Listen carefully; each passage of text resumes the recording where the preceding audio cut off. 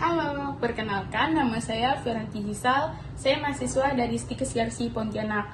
NIM saya 8212111023. Nah, pada kesempatan kali ini saya akan melakukan video edukasi terkait tentang penyuluhan kesehatan tentang keracunan makanan pada lingkungan keluarga. Tujuan saya membuat video ini yang pertama, memberikan gambaran tentang keracunan makanan terkait tanda dan gejala. Kemudian yang kedua itu adalah memberikan pemahaman tentang cara masuknya racun ke dalam tubuh. Kemudian yang ketiga, memberi pemahaman tentang cara penanganan pertama yang bisa dilakukan di rumah pada saat ada anggota keluarga yang mengalami keracunan. Langsung saja kita ke videonya.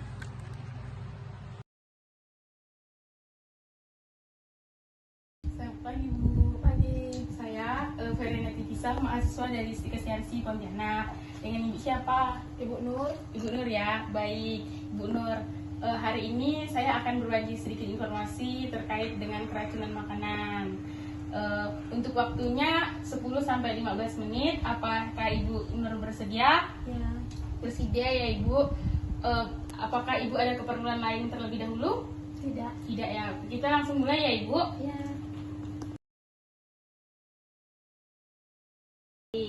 Apa sih keracunan itu? Racun itu adalah suatu zat yang yang bila masuk ke dalam tubuh dalam jumlah tertentu, itu tuh dapat menyebabkan reaksi tubuh yang tidak diinginkan, bahkan dapat menyebabkan kematian. Nah, sedangkan keracunan makanan itu bisa disebabkan oleh kuman, makanan yang sudah tercemar. Nah, keracunan makanan ini juga adalah suatu kondisi di mana seseorang ini mengalami gejala yang tidak normal setelah mengonsumsi makanan yang tidak sehat atau beracun. Nah, keracunan makanan ini juga dapat disebabkan oleh berbagai faktor, seperti makanan yang tidak segar, kemudian makanan yang tidak dikemas dengan baik, atau mengandung bahan-bahan yang berbahaya.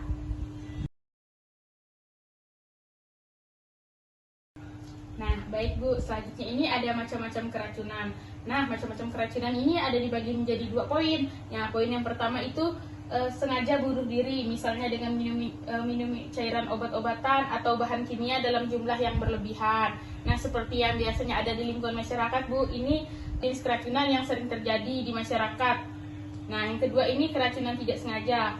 Nah, contohnya itu makanan atau minuman yang sudah tercemar oleh kuman atau zat kimia. Nah, ini biasanya makanan yang sudah disimpan terlalu lama dan tidak dalam kondisi yang baik. Kemudian yang mengandung zat kimia, Bu, seperti kayak makanan-makanan yang sudah tercemar tapi tetap dikonsumsi, seperti itu.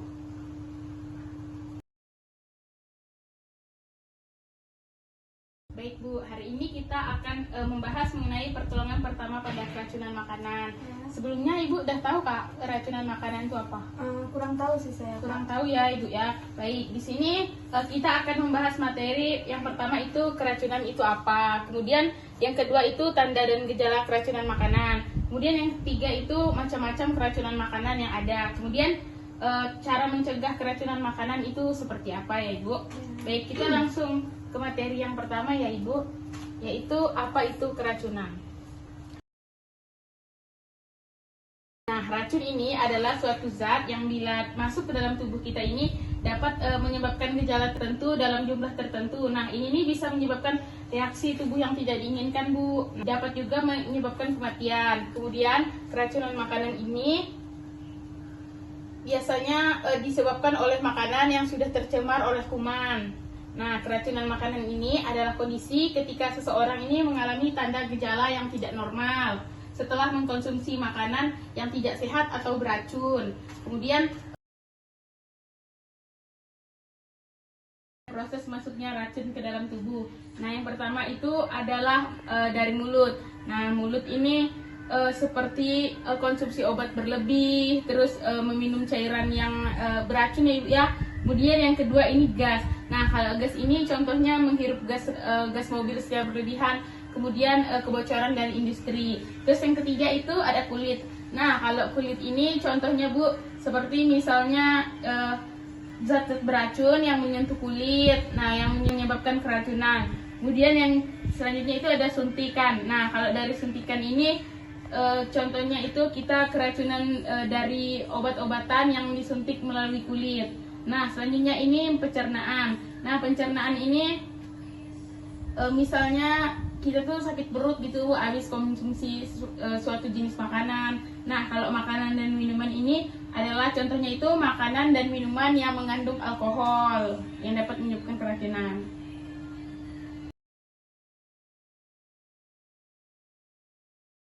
Selanjutnya itu ada tanda dan gejala keracunan. Nah, tanda dan gejala keracunan ini yang pertama itu adalah penurunan respon seperti pingsan.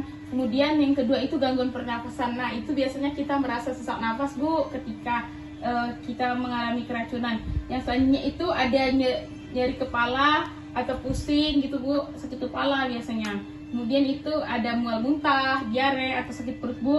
Kemudian lemas, kita tuh merasa lumpuh di persendian. Selanjutnya itu ada kesemutan juga pada tubuh dan kejang-kejang.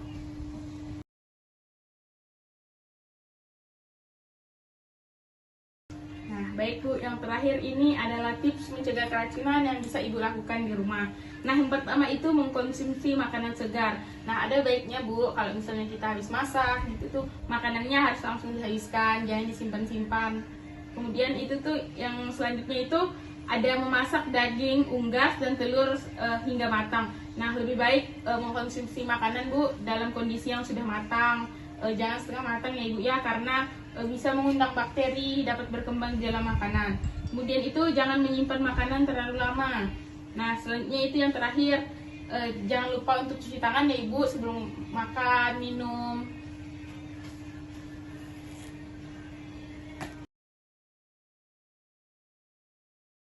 Sudah sampai slide terakhir. Nah, apakah Ibu ada pertanyaan, Bu? Ada, misalnya nih di rumah ada yang keracunan nih, Kak. Apa nih pertolongan pertama yang saya bisa lakukan kepada keluarga saya? Baik, Bu.